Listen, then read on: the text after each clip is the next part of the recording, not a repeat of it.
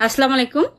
খাম্বা তারেক বাংলাদেশে নেমেই একটা কথা বলেছে, বাংলাদেশটাকে সে চিনতে পারে নাই। কিভাবে চিনবা খাম্বা তারেক?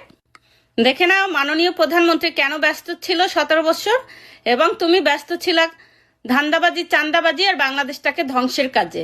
আর আমাদের মাননীয় প্রধানমন্ত্রী ব্যস্ত ছিল উন্নয়নের কাজে।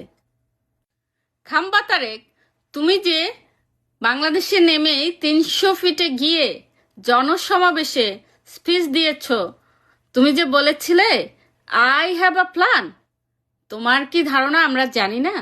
আমরা জানি তুমি প্ল্যান করেই এই এত বছর ছিলে এবং প্ল্যান করে এখন বাংলাদেশে ঢুকেছ। এবং তোমার সামনে যে কি প্ল্যান, তুমি কি চক্রান্ত করবা সেটাও আমাদের আইডিয়া আছে।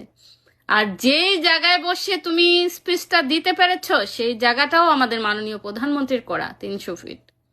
সো তুমি একটা হাতে তসবি নিয়ে বের হবা, কারণ প্রত্যেকটা জায়গায় যখন তুমি পা রাখবা তোমার তসবি গুনে গুনে গুনে গুনে বলতে হবে যে এই কাজটা শেখ হাসিনা করেছে, এই কাজটা শেখ হাসিনা করেছে। তসবি গুনে গুনে গুনে গুনে হিসাব রাখবা, কারণ তুমি বাংলাদেশ তো চিনতে পারতেছো না। এই বাংলাদেশ তো সেই বাংলাদেশ নাই।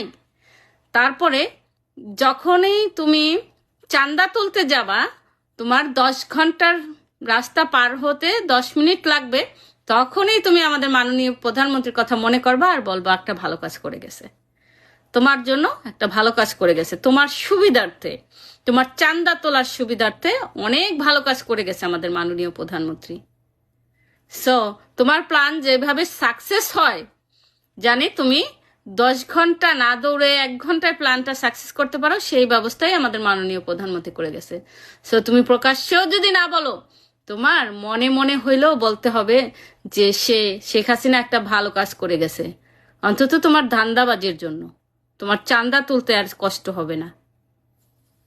এই বাংলাদেশের মাটিতে দাঁড়িয়ে আপনাদের সকলের সামনে আমি বলতে চাই, বাংলাদেশ জাতীয়তাবাদী দলের একজন সদস্য হিসাবে আপনাদের সামনে আমি বলতে চাই, আই হ্যাভ এ প্ল্যান।